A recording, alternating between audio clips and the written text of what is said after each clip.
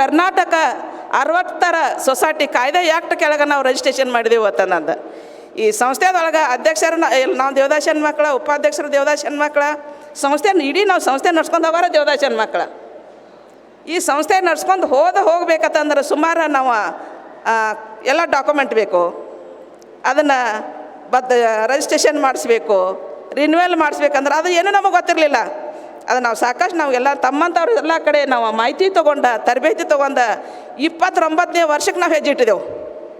29ನೇ ವರ್ಷಕ್ಕೆ ಹೆಜ್ಜೆ ಇಟ್ಟಿದ್ದೇವೆ ಅಂತಂದ್ರೆ ನಮ್ಮ ಬೆಳಗಾವಿ ಜಿಲ್ಲೆದಾಗ ದೇವದಾಸಿ ಪದ್ಧತಿ ನಿಂತೈತೆ, ಆ ಪದ್ಧತಿ ಹೊಳ್ಳಿ ಬರಂಗೆ ನೋಡ್ಕೋಬೇಕು. ಬೇರೆ ಜಿಲ್ಲೆದಾಗ ಇನ್ನೊಂದು ದೇವದಾಸಿ ಪದ್ಧತಿ ಐತೆ, ಆ ಪದ್ಧತಿ ತಡೆಗಟ್ಟಬೇಕು ಅಂತಂದ ಸುಮಾರು ವರ್ಷಗಳ ಹಿಂದೆ ಇಸ್ವಿ ಹೇಳ್ತೇನೆ. 2005ನೇ ಇಸ್ವಿದಾಗ ನಾ ಇಲ್ಲಿ ಬಿಜಾಪುರ ಬಾಗಲ್ ಜಿಲ್ಲೆಯೊಳಗೂ ಕೂಡ ನಾವು ಆಯಾ ಒಂದು ಹಳ್ಳಿಗಳದಾಗ ನಾವು ದೇವದಾಸಿ ಪದ್ಧತಿ ಬಗ್ಗೆ ಕೆಲಸ ಮಾಡಿದೆವು, ವಾಲಂಟಿಯರ್ ಬಗ್ಗೆ ಕೆಲಸ ಟ್ರೈನಿಂಗ್ ಮಾಡಿದೆವು. ಇಲ್ಲೇ ನಮ್ಮ ಒಂದು ಬಿಜಾಪುರದಾಗೂ ಕೂಡ ಅಕ್ಕ ಮಹಾದೇವಿ ಜಿಲ್ಲಾ ಮಟ್ಟದ ಸಂಸ್ಥೆನೂ ಕೂಡ ಹುಟ್ಟಾಕಿದ್ವಿ ನಾವು. 2 ವರ್ಷ ಅವ್ರಿಗೆ ಮಾರ್ಗದರ್ಶನ ಕೊಟ್ಟಿವಿ ನಾವು. ಅವ್ರ ಹೆಸರು ಒಬ್ರದ್ದು ಗೊತ್ತೈತಿ, ಕೆಂಚವನವ್ರ. ಆದರೆ 2 ವರ್ಷ ತನಕ ನಾವು ಅವ್ರಿಗೆ ಮಾರ್ಗದರ್ಶನ ಕೊಟ್ಟು ಫಾಲೋಅಪ್ ಮಾಡಿದೆವು. ನಂತರ ನಮಗೆ ಮಾಡೋಕ್ಕಾಗಲಿಲ್ಲ. ಯಾಕೆ? ನಮ್ಗೆ ದುಡ್ಡಿನ ಕೊರತೆ ಇದಕ್ಕಾಗಿ ನಮ್ಗೆ ಮಾಡೋಕ್ಕಾಗಲಿಲ್ಲ ಅಂತಂದು ಬಾಗಲಕೋಟದಾಗ ಜ್ಯೋತಿ ಮಹಿಳಾ ಸಂಸ್ಥೆ ಅಂತಂದು ಮಾಡಿದೆವು. ಅದನ್ನು ನಮಗೆ ಫಾಲೋಅಪ್ ಮಾಡೋಕ್ಕಾಗಲಿಲ್ಲ ಅಂತಂದು ಕೆಲಸ ಮಾಡ್ಕೊತ ಬರೋದ್ರ ಜೊತೆಗೆ ನಮ್ಗೆ ದೇವದಾಸಿ ಹೆಣ್ಮಕ್ಳಿಗೆ ಏನಾಗ್ತೈತೆ ಅಂತಂದ್ರೆ ನಾವು ತಾಯಿ ತಂದೆ ಸ್ವಾರ್ಥಕ್ಕಾಗಿ ದೇವದಾಸಿ ಮಾಡಿರ್ತಾರೆ. ಆದ್ರೆ ನಮಗೆ ಮಕ್ಕಳು ಹುಟ್ಟರೂ ಕೂಡ ಮಕ್ಕಳಿಗೆ ಒಂದು ಮನೆ ಆಗಿರ್ಬೋದು, ಒಂದು ಜಮೀನು ಆಗಿರ್ಬೋದು ಬೇಕು ಅಂತಂದು ತಾಯಿ ತಂದೆ ಆಸ್ತಿ ಒಳಗೆ ಪಾಲ ಕೇಳಿದಾಗ ಸಾಕಷ್ಟು ನಮ್ಗೆ ಹಿಂಸೆ ಆತ. ನೀ ಜೋಗತಿ ಯಾಕೆ ಆಗಿದೆ, ನಿನ್ಗೆ ಯಾರು ಮಾಡಿದಾರೋ, ನಿನ್ಗೆ ಯಾಕೆ ಕೊಡಬೇಕು ಅಂತಂದು ಅಂದಾಗ ಅವಾಗ ನಾವೆಲ್ಲ ಕೊಡ್ಕೊಂಡ ನಮ್ಮದಾದಂಥ ಅದು ಒಂದು ನಾವು ಕಾನೂನು ಸಹಾಯ ಕೇಂದ್ರ ತಂದು ನಾವು ಮಾಡಬೇಕು ಅಂತಂದೊಂದು ತೀರ್ಮಾನ ತೊಗೊಂಡು ನಾವು ಕಾನೂನು ಸಹಾಯ ಕೇಂದ್ರ ತೆಗಿಬೇಕಂತ ತೀರ್ಮಾನ ತೊಗೊಂಡು ನಾವು ನಮ್ಮಲ್ಲೇ ಈಗ ಸದ್ಯ ಕಾನೂನು ಸಹಾಯ ಕೇಂದ್ರ ತಂದು ಐತಿ. ಅಲ್ಲಿ ನಾವು ಲಾಯರ್ ಅದಾರು. ನಾವು ಅದನ್ನೆಲ್ಲ ಯಾಕೆ ತೊಗೊಂಡಂತಂದ್ರೆ ಬರೀ ನಮ್ಮ ಸಂಬಂಧ ಅಷ್ಟೇ ಅಲ್ಲ, ದೇವದಾಸಿ ಪದ್ಧತಿಗೆ ಎಷ್ಟೋ ಜನ ಹೆಣ್ಣು ಮಕ್ಕಳು ಒಳಗಾಗ್ತಾರೆ. ಆ ಆ್ಯಕ್ಟ್ ಬಗ್ಗೆ ಎಲ್ಲ ಜನರಿಗೆ ತಿಳಿಸ್ಬೇಕು ಅಂತಂದ. ಕಾಯ್ದೆ ಬಗ್ಗೆ ಗೊತ್ತಿಲ್ಲ, ವಕೀಲರಿಗೆ ಆಗಿರ್ಬೋದು, ಜಡ್ಜ್ಗೆ ಆಗಿರ್ಬೋದು, ಕಾಯ್ದೆ ಬಗ್ಗೆನೂ ಗೊತ್ತಿಲ್ಲ. ಯಾಕಂದ್ರೆ ನಾವು ಜಾತ್ರಾ ಅವೇರ್ನೆಸ್ ಕಾರ್ಯಕ್ರಮದಾಗ ದೇವದಾಸಿ ಪದ್ಧತಿ ತಡೆಗಟ್ಟಬೇಕು ಅಂತಂದು ಹೋದಾಗ ಅಲ್ಲಿ ಅಟ್ಯಾಕ್ ಮಾಡ್ತೇವೆ ನಾವು. ಆ ಹುಡುಗಿಯರನ್ನ ಮಕ್ಕಳನ್ನ ಆಗಿರ್ಬೋದು, ಅವ್ರು ಸಪೋರ್ಟ್ ಮಾಡೋರನ್ನ ತಾಯಿ ತಂದಿನ ಪೊಲೀಸ್ ಸ್ಟೇಷನ್ ಕರ್ಕೊಂಡು ಹೋದ್ರೆ ಕಾಯ್ದೆ ಬಗ್ಗೆನೂ ಗೊತ್ತಿಲ್ಲ, ಹೆಂಗೆ FIR ಮಾಡೋದ್ರಿ ಅಂತಂದು ಕೇಳಕತ್ತಾರ. ಅದಕ್ಕೆ ನಾವು ಎಲ್ಲರಿಗೂ ನಾವು ಕಾಯ್ದೆ ಬಗ್ಗೆ ನಾವು ಟ್ರೈನಿಂಗ್ ಮಾಡಿ ವರ್ಕ್ಶಾಪ್ ಮಾಡಿದಾಗ 17 ಕೇಸ್ ನಾವು FIR ಮಾಡಿದ್ರು. ನಾವು 17 ಕೇಸ್ದಾಗ 2 ಶಿಕ್ಷೆ ದಂಡ ಆಯಿತು. ಅದು ನಮ್ಮ ಕರ್ನಾಟಕ, ನಮ್ಮ ಬೆಳಗಾವಿ ಜಿಲ್ಲೆದಾಗ ಗೋಕಾಕ್ ತಾಲೂಕದವ್ರಿಗೆ ಒಬ್ರಿಗೆ ಶಿಕ್ಷೆ ದಂಡ ಆಯಿತು, ಮಹಾರಾಷ್ಟ್ರದಾಗ ಅಹಮದ್ನಗರ್ ಅನ್ನೋರಿಗೆ ಒಬ್ರಿಗೆ ಶಿಕ್ಷೆ ದಂಡ ಆಯಿತು. ಆದರೆ ಎಲ್ಲ ನಮ್ಮ ಬೆಳಗಾವಿ ಜಿಲ್ಲೆದಾಗ ದೇವದಾಸಿ ಪದ್ಧತಿ ನಿಂತೈತೆ ಅಂತಂದು ಹೇಳ್ತೀವಿ. ಆದರೆ ಬೇರೆ ಬೇರೆ ಜಿಲ್ಲೆದೊಳಗೆ ಇನ್ನೂ ದೇವದಾಸಿ ಪದ್ಧತಿ ಐತಿ. ಆ ಪದ್ಧತಿ ನಾವು ಕೆಲಸ ಮಾಡ್ಬೇಕಂದ್ರೆ ನಮ್ಗೆ ಹಣಕಾಸಿನ ತೊಂದರೆ ಇದಕ್ಕಾಗಿ ನಮಗೆ ಮಾಡೋಕ್ಕಾಗ್ತಾಯಿಲ್ಲ. ಜೊತೆಗೆ ಅವ್ರ ಮಕ್ಕಳಿಗೆ, ಅವ್ರ ದೇವದಾಸಿ ಮಹಿಳೆಯರಿಗೆ 2008ನೇ ಇಸ್ವಿದಾಗ ನಾವೊಂದು ಹೋರಾಟ ಮಾಡಿದ್ವಿ, ಮನವಿ ಕೊಟ್ಟು ಸರ್ಕಾರಕ್ಕೆ ದೇವದಾಸಿ ಮಹಿಳೆಯರಿಗೆ ಸ್ಪೆಷಲಾಗಿ ದೇವದಾಸಿ ಪೆನ್ಷನ್ ಕೊಡಬೇಕು ಅಂತಂದು. ಆವಾಗ ನಮ್ಮ ಕುಮಾರಸ್ವಾಮಿ ಅವರು CM ಅವರಿದ್ದರು. ರಾಯಚೂರಿಗೆ 3 ಬಸ್ ಮಾಡ್ಕೊಂಡು ಹೋಗಿಬಿಟ್ಟಾಗ ಮನವಿ ಕೊಟ್ಟಾಗ 400 ರೂಪಾಯಿ ಸ್ಟಾರ್ಟಿಂಗ್ ಗೌರವದ ಇದು ಮಾಸಾಸನ ಅಂತಂದು ಮಾಡಿದ್ರೆ 400 ರೂಪಾಯಿದ ಬದುಕಾಗಂಗಿಲ್ಲ ಅಂತಂದು ಪ್ರತಿ ವರ್ಷ ನಾವು ಚಳಿಗಾಲದ ಅಧಿವೇಶನದಾಗ ನಾವು ಹೋರಾಟ ಮಾಡ್ತೀವಿ, ನಾವು ಮನವಿ ಕೊಡ್ತೇವೆ. ನಾವು ಕೊಟ್ಟಾಗ ಈಗ ಸದ್ಯ 2000 ರೂಪಾಯಿ ಮಾಸಾಸನ ಬರ್ತೈತಿ. ನಾವು ಹೋಗ್ಕೋತ ಇದು ನಾವು ಸ್ಟ್ರೈಕ್ ಮಾಡತ್ತೇವೆ, ಮನೆ ಕೊಡ್ತೇವೆ.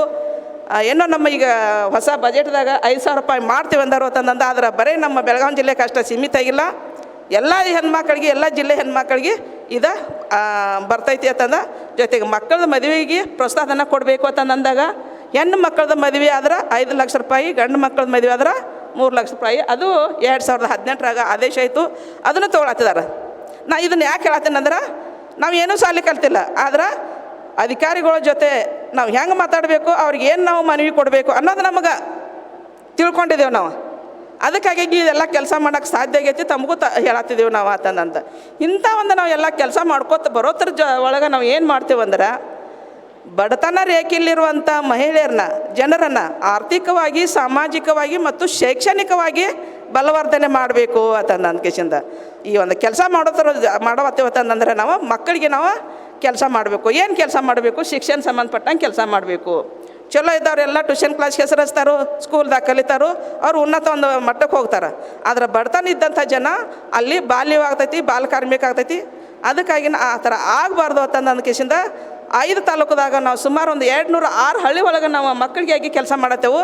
ನಮಗೂ ಎಜುಕೇಷನ್ ಯಾವ್ದು ಅನ್ನೋದು ನಮಗೆ ಗೊತ್ತಾದ 2006ನೇ ಇಸ್ವಿದಾಗ ಪ್ರಾಜೆಕ್ಟ್ ತೊಗೊಂಡಾಗ ಮೊರಾರ್ಜಿ ಅಂದ್ರೆ ಏನು, ನವೋದಯ ಅಂದ್ರೆ ಏನು, ರಾಣಿ ಚೆನ್ನಮ್ಮ ಅಂದ್ರೆ ನಮಗೂ ಏನೂ ಗೊತ್ತಿದ್ದಿರಲಿಲ್ಲ. ಒಂದು ಪ್ರಾಜೆಕ್ಟ್ ತೊಗೊಂಡ ನಂತರ ನಮಗೂ ಗೊತ್ತಾದದ್ದು. ಅದಕ್ಕೆ ಸುಮಾರು ನಾವು ಕೆಲಸ ಮಾಡ್ಕೊತ ಬಂದಾಗ ಮೇಡಮ್ ಅವ್ರು ಹೇಳಿದ್ರು ಒಂದು ಪ್ರಶಸ್ತಿ ಸಿಕ್ಕೈತೆ ಅಂತಂದು. ಅದು ಯಾವುದಾತಂತ ತಮಗೂ ಹೇಳಿದಾರೆ ಈಗ, ಪದ್ಮಶ್ರೀ ಪ್ರಶಸ್ತಿ. ಅದನ್ನು ಒಂದು ಸ್ವಲ್ಪ ಹೇಳಕ್ಕೆ ಇಷ್ಟಪಡ್ತೇನೆ. ನಾ ಪ್ರಶಸ್ತಿ ತೊಗೋಬೇಕಂತ ನಾವು ಕೆಲಸ ಮಾಡತ್ತಿಲ್ಲ, ನಮ್ಮ ಜನರಿಗಾಗಿ ನಾವು ಕೆಲಸ ಮಾಡತ್ತೇವೆ. ಪ್ರಶಸ್ತಿ ಸಿಗಬೇಕಂತಂದ್ರೆ ನನ್ನ ಒಬ್ಬಕ್ಕಿದಿಂದ ಅದು ಸಿಕ್ಕಿಲ್ಲ, ಎಲ್ಲರೂ ಒಂದು ಸಹಾಯದಿಂದ, ಎಲ್ಲರದು ಒಂದು ಶ್ರಮದಿಂದ ಆ ಪ್ರಶಸ್ತಿ ಸಿಕ್ಕೈತೆ ಅಂತಂದ ನಾ ಹೇಳಕ್ಕೆ ಇಷ್ಟಪಡ್ತೀನಿ. ಆ ಒಂದು ಪ್ರಶಸ್ತಿ ಎಲ್ಲರಿಗೂ ಸಿಗಬೇಕು ಅಂತಂದಂದ 2018ನೇ ಇಸ್ವಿದಾಗ 25ನೇ ತಾರೀಕು ಜನವರಿ ಹಳ್ಳಿ ಒಳಗೆ ಹೋಗಿರ್ತೇನೆ. ಆಫೀಸ್ನಾಗಿರೋದು ಕಡಿಮೆ, ಹಳ್ಳಿ ಒಳಗೆ ಹೋಗಿರ್ತೇನೆ. ಆವಾಗ ಒಂದು ಹಳ್ಳಿ ಮುಗಿಸ್ಕೊಂಡು 5 ಗಂಟೆಗೆ ಬಂದ ನಂತರ ಚಹಾ ಮಾಡಿ ಕುಡ್ದು ಕುಕ್ಕರ್ ಕನ್ನ ಇಟ್ಟಿನಿ. ನನ್ನ ಮಗ ನಾನು ಅಷ್ಟೇ ಇದ್ದು, ನನ್ನ ಮಗಳು ಬಂದಾಳಕ್ಕೆ ಹಾಸ್ಟೆಲ್ಕಿದ್ದಾಳೆ. ಆವಾಗ ನನಗೆ ದಿಲ್ಲಿದಿಂದ ಒಂದು ಫೋನ್ ಬಂತ್ರಿ. ನಂಗೆ ಕನ್ನಡ ಬಿಟ್ಟರೆ ಯಾವುದೂ ಭಾಷೆ ಬರೋಂಗಿಲ್ಲ. ಶೀತವ ಜೋಡಟ್ಟೆ ಏನು ರೀ ಅಂತಂದು ಕೇಳಿದ್ರೆ, ಹೌದು ರೀ ಅಂತಂದು ಇಷ್ಟ ಗೊತ್ತ ಅಂದಾಗ ನನ್ನ ಮಗ ಬಂದ, ಏನೇನು ಹೇಳಕತ್ತೀರಿ, ಏನು ಹೇಳತ್ತಾರ ನೋಡಪ್ಪ ಅಂತಂದು ಕೊಡಕ್ಕೆ ಹೇಳಿದ್ದೀನಿ ರೀ. ನನ್ನ ಮಗ ಹೊರಗೆ ಹೋಗಿ ಮಾತಾಡಿ ಒಳಗೆ ಬಂತ ಕೊಟ್ಟು ಫೋನ, ಏನಕ್ಕೆ ಹೇಳ್ರಪ್ಪ ಅಂತಂದಾಗ ನಿಮಗೆ ಪ್ರಶಸ್ತಿ ಕೊಡ್ಬೇಕಂತಂದು ಆಯ್ಕೆ ಮಾಡಿದಾರತ್ತ ರೀ. ಹೌದು ಇರ್ಬೇಕು ಬಿಡ್ರಿ. ಮತ್ತು ನಾ ಎಲ್ಲ ಮನೆಯಾಗಿಂದ ಕೆಲಸ ಮಾಡ್ಕೊಂಡು ಊಟ ಮಾಡಿ ಬಾಂಡೆ ಬೆಳಗ್ಗೆ ಮತ್ತು ಬರ್ಶನ್ ಕಟ್ಟೆಲ್ಲ ಬರ್ಸಿ ಮತ್ತು ಟಿ ವಿನ ನೋಡತ್ತೇನೆ. ಫಸ್ಟ್ ಫೋನ್ ಬಂದಾಗ ಪುಟ್ಟ ಗೌರಿ ಸೀರಿಯಲ್ ನೋಡತ್ತಿದ್ದೆ. ಮತ್ತು 9 ಗಂಟೆಗೆ ಫೋನ್ ಅದು ಬಂದಿದ್ದ ಅವಾಗ ರಾಧಾರಮಣ ಸೀರಿಯಲ್ ನೋಡತ್ತೇನೆ ನಾ. ಹೌದ್ರಿ, ಯಾಕಂತಂದ್ರೆ ನಾವು ಕೆಲಸ ಮಾಡಬೇಕು, ಒಂದು ಸ್ವಲ್ಪ ಏನೋ ಮನಸ್ಸಿಗೆ ನೆಮ್ಮದಿ ಬೇಕು ಅಂತಂದು ಅದನ್ನೊಂದು ಸೀರಿಯಲ್ ನೋಡ್ತಿದ್ದೆ ನಾ. ಪುಟ್ಟಗವ್ರದ್ದು ಯಾಕಂದ್ರೆ ನಾವು ಬಾಲ್ಯ ಪದ್ಧತಿ ತಡೆಗಟ್ತಿದ್ದಿಲ್ಲ, ಅದಕ್ಕೆ ಅದನ್ನು ನೋಡ್ತಿದ್ದೀನಿ ರೀ ನಾ. 9 ಗಂಟೆಗೆ ಫೋನ್ ಬಂತು. ನಮ್ಮ ಸ್ಟಾಫ್ದವ್ರು ಅರುಣನವ್ರು ಫೋನ್ ಮಾಡ್ರಿ, ಏನು ಮಾಡತ್ತೀರಿ, ಊಟದು ಮಾಡಿದಿರಿ ಅಂತ ಕೇಳ್ರಿ. ಹಾಂ ಮಾಡಿದೇನು, ಊಟ ಮಾಡಿದೆ, ನಿಮ್ಮದ್ರಿ ಅಂತ ಕೇಳಿನ. ಏನು ನೋಡತ್ತೀರಿ ಅಂತ ಕೇಳಿದ್ರೆ, ನಾ ರಾಧಾರಮಣ ಸೀರಿಯಲ್ ನೋಡತ್ತೇನವ. ಯಾಕೆ ಆತಂದು, ಅದು ಬಿಡ್ರಿ ಸುವರ್ಣ ನ್ಯೂಸ್ ಹಚ್ಚ್ರಿ ಅಂತಂದ್ರೆ. ಅವಾಗ ನೋಡೋ ತನಕ ಹೆಡ್ಲೈನ್ ಬರೋದಿತ್ತು, ಶೀತವ ಜೋಡಟ್ಟಿ ಇವರಿಗೆ ಪದ್ಮಶ್ರೀ ಪ್ರಶಸ್ತಿ ಕೊಡಬೇಕು ಅಂತಂದು. ತಕ್ಷಣ ನಾನು ನಮ್ಮ ಜಿಲ್ಲಾಧಿಕಾರಿ ಎನ್ ಜಯರಾಮ್ ಸರ್ ಅವರ ಜಿಲ್ಲಾಧಿಕಾರಿ ಇದ್ದರು. ಮೈರಾಡ್ ಅನ್ನೋಂಥದ್ದೊಂದು ಸಂಸ್ಥೆ ಇತ್ತು. ಮೈರಾಡ್ ಅಂದ್ರೆ Mysuru resettlement and development agency ಅಂತಂದು HIV/AIDS ಬಗ್ಗೆ ಕೆಲಸ ಮಾಡ್ತಿದ್ರು. ಅವ್ರು ಬೆಳಗೌಡ ಸರ್ ಫೋನ್ ಮಾಡಿದ್ರು. ಅಷ್ಟೊತ್ತಿಗೆಲ್ಲ ಮೀಡಿಯಾದವ್ರು ಪ್ರೆಸ್ದವ್ರು ಬಂದರು. ನಮ್ಮ ಊರಾಗೆಲ್ಲ ಸ್ವೀಟ್ ಹಂಚೋದಾರು, ಪಟಾಕ ಸಾರ್ಸೋದಾರ. ನನಗೇನೂ ಗೊತ್ತಿಲ್ಲ ಅವ್ರು ಯಾರು ಬರ್ತಾರೋ, ನೀವು ಯಾವಾಗಾದ್ರಿ ಏನು ಕೆಲಸ ಮಾಡಿದ್ರೆ ಅದನ್ನ ಹೇಳೋದು ಅಷ್ಟ. ಆಯ್ತು, ಬೆಳಗಿನ 2-3 ಗಂಟೆ ತನಕ ಅದನ್ನೆಲ್ಲ ಹೇಳಿದ್ರು. ಆತ ಮರುದಿವ್ಸ ಬೆಳಗ್ಗೆ ಧ್ವಜಾರೋಹಣ ಮಾಡೋಕೆ ಹೋಗಬೇಕು. ಕೆಲಸ ಮುಗಿಸ್ಕೊಂಡು ಹೋದಿನಿ ನಾವು. ಧ್ವಜಾರೋಹಣ ಮಾಡೋ ಟೈಮ್ದಾಗ ಯಾವಾಗ ನಮಗೆ MLA MP ಎಲ್ಲರೂ ಬಂದ್ರಲ್ಲ, ಆವಾಗ ನನಗೆ ಗೊತ್ತಾಯಿತು ಈ ಒಂದು ಅವಾರ್ಡ್ದ ಈ ಒಂದು ಪ್ರಶಸ್ತಿದ ಏನು ಸ್ಥಾನಮಾನ ಅನ್ನೋದು ನನಗೆ ಗೊತ್ತಾಯಿತು ಅಂತಂದು. ಆವಾಗ ನಾ ತಿಳ್ಕೊಂಡು ಫಸ್ಟ್ ಯಾವ್ದ, ಸೆಕೆಂಡ್ ಯಾವ್ದ, ಥರ್ಡ್ ಯಾವ್ದ ಅಂತಂದು ನಂಗೆ ಆವಾಗ ಗೊತ್ತಾಯಿತು. ಆದರೆ ನಾ ಏನು ಹೇಳಕ್ಕೆ ಇಷ್ಟಪಡ್ತೇನೆ ಅಂದ್ರೆ, ನಾ ಪ್ರಶಸ್ತಿ ತೊಗೋಬೇಕಂತ ಕೆಲಸ ಮಾಡತ್ತಿಲ್ಲ. ನನಗೆ ಆದದ್ದು ಕಷ್ಟ ಇನ್ನೊಂದು ಹೆಣ್ಣಿಗೆ ಆಗಬಾರ್ದು ಅಂತಂದು. ಯಾಕಂದ್ರೆ ದೇವದಾಸಿ ಪದ್ಧತಿ ಆದ್ರೆ ಅದು ಏನೆಲ್ಲ ಕಷ್ಟ ಆಗಿತ್ತು ಅಂದ್ರೆ ನಮ್ಗೆ ಅಷ್ಟೇ ಗೊತ್ತದ, ಬೇರೆದವ್ರಿಗೆ ಗೊತ್ತಿರಂಗಿಲ್ಲ. ನಮಗೆ ಅದ ಕಷ್ಟ. ನಮ್ಮ ಸಂಸ್ಥೆಯದು ಉದ್ದೇಶ ಅದೈತಿ. ಈಗ ಸುಖದೇವ್ನವ್ರು ಬಂದಾರೆ ನಮ್ಮ ಜೊತೆ, ಅವ್ರದ್ದು ಅದ ಉದ್ದೇಶ ಐತಿ. ಇಡೀ ನಮ್ಮ ಜಿಲ್ಲೆಯ ಎಲ್ಲ ಹೆಣ್ಮಕ್ಳದೆಲ್ಲ ಅದ ಐತೆ. ನಮಗೆ ಅದ ಕಷ್ಟ ಇನ್ನೊಂದು ಹೆಣ್ಣಿಗೆ ಆಗಬಾರ್ದು ಅಂತಂದ ಈ ಒಂದು ಉದ್ದೇಶನ ಇಟ್ಕೊಂಡಿವಲ್ಲ, ಅದ್ರ ತಕ್ಕಂತೆ ನಾವು ಕೆಲಸ ಮಾಡತ್ತಿದ್ದೆವು. ಅದಕ್ಕೆ ಬೇರೆ ಬೇರೆ ಮೇಡಮ್ ಅವ್ರು ಹೇಳಿದ್ರೆ ಪ್ರಶಸ್ತಿ ಅವಾರ್ಡ್ಗಳೂ ಬಂದವು. ಆದ್ರೂ ಆ ಪ್ರಶಸ್ತಿ ಎಲ್ಲರಿಗೂ ಸಲ್ಲಬೇಕು ಅಂತಂದ ಇಂಥ ಒಂದು ಪ್ರಶಸ್ತಿ ಎಲ್ಲರೂ ಕೆಲಸ ಮಾಡತ್ತಿದ್ದಾರೆ.